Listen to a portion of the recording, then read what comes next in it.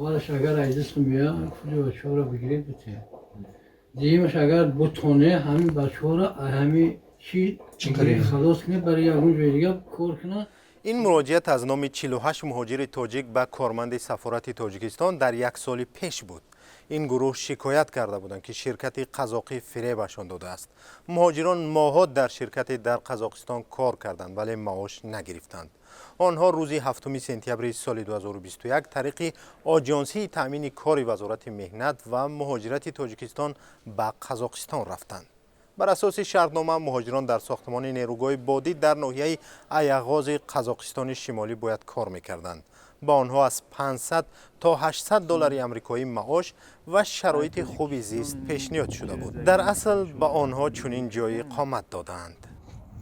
پوستین یگان چی نیست 300-400 کیلومتر فقط پوستین آمدگیم یگان خانه نیست دیگه. او پرده قشلاق بده خیلی دورایی که یگان مگزینه سوزم نداشته. اینجا جای خواب مونه بچه ها هم منی دول نیه کوارتیر لیوکس. شرکت قزاقی زود که برای کارخانه های محلی از خارج کارمند جلب میکند مهاجران را به این محل برده است ولی با آنها نه شرطنامه کاری بسته است و نه پول کارشان را پرداخت کرده است. سفربی با شوهرش 5 ماه آشپز کار کرده بود.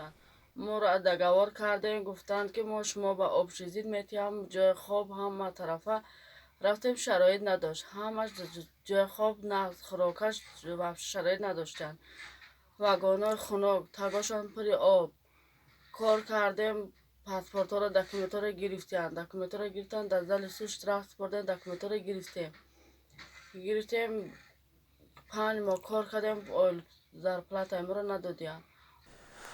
مهاجران میگویند وقتی به فرودگاه رسیدن شناسنامه‌هایشان را از دستشان گرفتند. همین چیز سبب شد که پلیس پس از چند ماه آنها را برای نداشتن حجت با خود از قزاقستان خارج کرد.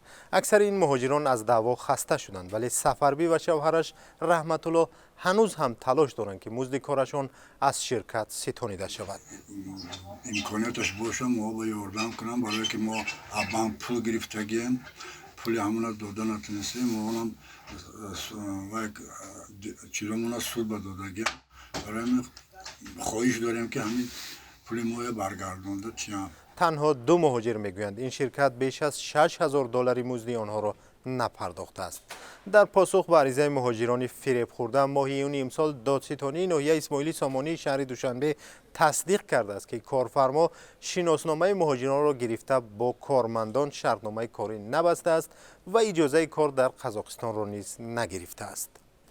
دادستانی گفته است چون جنایت در قلمرو کشور خارجی صورت گرفته است وزارت کارهای خارجی به پلیس شهری شیمکن مراجعت کرده است. وزارت 16 اکتبر سال گذشته در سامانه‌اش خبر داده است که در رفت واخوری کارمندان شرکت تا زود وعده دادند که مسئله پرداخت مزد شهروندان تاجیکستان را تا 21 اکتبر سال 2021 حل و فصل خواهند کرد.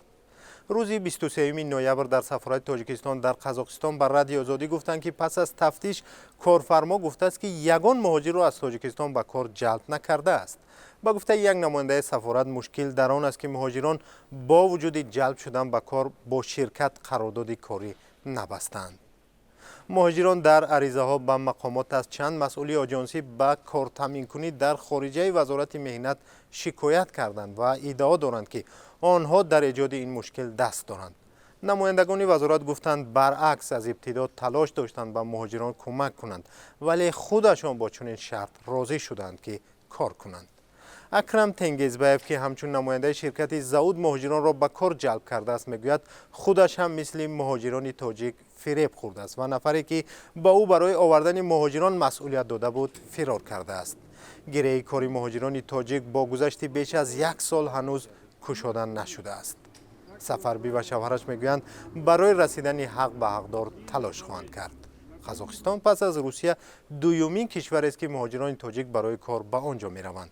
بر اساس حساب‌های گوناگون در این کشور از 10 تا 12 هزار مهاجر تاجیک فعالیت می‌کند.